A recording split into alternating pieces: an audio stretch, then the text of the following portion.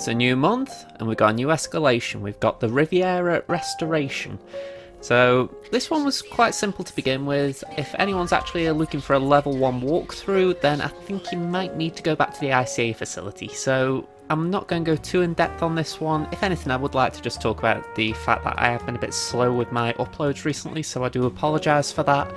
I've just been struggling to find a balance between making the videos and uploading them and actually doing these little voiceovers, so if anyone's just been wondering why I'm so behind, yeah, this is just a little explanation.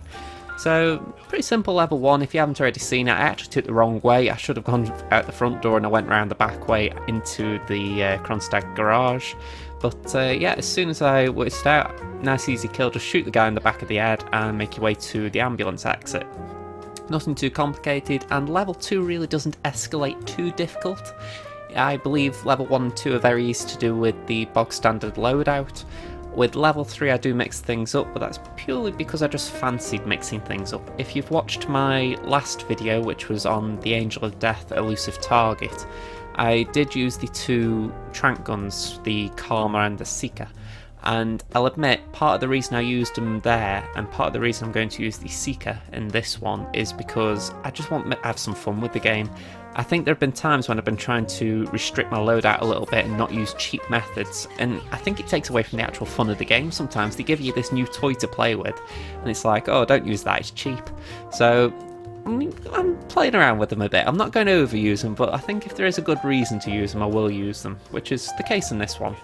In this instance though, I'm going to use the fibre wire on this guy. Simple reason, I've got to hide his body. There's a guy upstairs who sees him if you leave the body there for too long. And if you put him into the room just to the right, someone in the little party area will see. So whichever way, I need to move the body. So I thought, okay, I'll just hide it in this closet. It's not ideal, it's a long drag, but I got the time. I thought I'm not rushing, so why should I? So target 1's out the way. Target 2, it's a security guard, so we're just going to catch up with him. You have to go around the party area here, or the VIP area. I chose to go this way, but I wouldn't recommend it. I'd prefer you use the level 3 method if you're following my routes. But if you're just curious what I'm doing, then I'm actually curious what route you took, because I have seen Pagan Run's route, and I thought this was just a little bit cheap. You might disagree, you know, I've seen this headline saying don't be a noob. And I'm thinking, there's being a noob and there's using pretty cheap trash methods involving shooting people through blind, or not blind spots, but through objects that I don't believe you should be able to shoot through. So I'm curious what other people think about my route, his route if you've seen it. I do like Pagan, you know, I'm not hitting on him or anything, it's just, yeah, I thought it was a little bit cheeky of him. Anyway, nice and simple, just shoot that guy in the head, no one will be looking, drag his body into the closet. I don't think you have to, but again, if you don't want to risk the body being found, it's probably the safest thing you can do.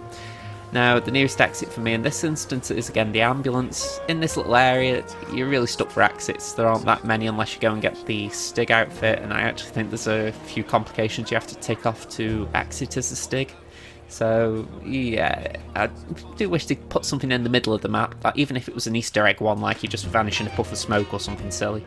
So yeah, just a bit of a jog here.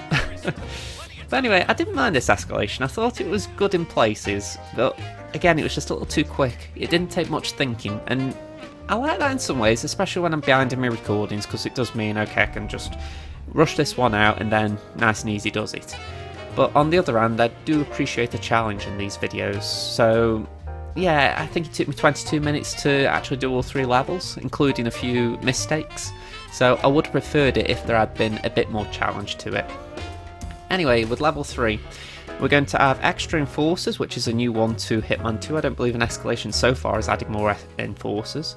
And we're also going to have the condition that we have to kill a new target, again as the medic. So there's nothing too radical about this one. I would like it if there had been extra kill conditions added, a bit like the one where you had to kill the butler. But for whatever reason they've decided, no, we won't do this. Anyway, this is the one where I said I was going to use the Seeker. So we're going to shoot the guy with the Seeker, and we're going to just go and walk off. Now, the reason I'm doing this is because I thought I've got to get between 3 targets in a pretty good short space of time. So how about I just leave 2 of the targets for a bit, essentially, by sicking them. So just hide behind here as cover, reload your gun, and shoot this guy. Switch straight away to the electrocution phone, not the electronic phone, they're all electronic. Switch to the electrocution phone, and as you can guess, the third target in this sequence we're going to use the phone on. If you're worried about enforcers, just try and duck between cover and into crowds. That's the best way to avoid them. I would place the phone down around here because this is where we shot him, so we know he'll turn up here. So he will turn up, he'll see the phone, he'll pick it up, and give him enough time and you can press the dial button to eliminate him. In the meantime though, we're going to drown the other two targets. So as you can see, they're both throwing up, so we've just got to really get to them. So the first one, he is in a bit of an awkward spot for us because we can get in here, it's just that there are a few enforcers, so just duck in fast and you won't be seen. I was double checking no one saw me as I walked in, that's why I used instinct then, but yeah, the shot isn't bad after that. So yeah, just it doesn't matter if the body's found, it'll be counted as an accident, even though for the life of me I cannot understand how someone drowning in a toilet is considered an accident. But I lied, that's their choice. There's an enforcer here again, and there is one just going to be looking at us, so if that happens to you, just sort of play cool. I just ducked into this crowd slowly and I thought, okay, we won't get caught here. He's in the toilet just to the left, so we're just going racing there because as you can see he's just washing himself down after throwing up, so he's a bit too late. He's already in the basin before he's managed to see me, so no big issues there. So once he's dead, we're going to make our way to the ambulance exit, try and take the route with the least enforcers, which is pretty much the route we've taken to get there. So just back through the VIP entrance, go to the left, and it's basically retrace your steps. So thank you for watching. If you haven't already, hit the like button, subscribe to the channel for more Hitman 2 videos. As I said, I am a bit behind on my schedule. I've still got a Whittleston Creek fibre wire only route to publish, which again is an old video, but I'm trying to get through them all just because I am months behind in uploading them. And yeah, that's about it really. I'll try and do some more from Haven Island as well. I just haven't had enough time to play it lately. So thank you very much. Hope to see you in the next video. This has been Josh from JJ's Productions. Bye for now, folks.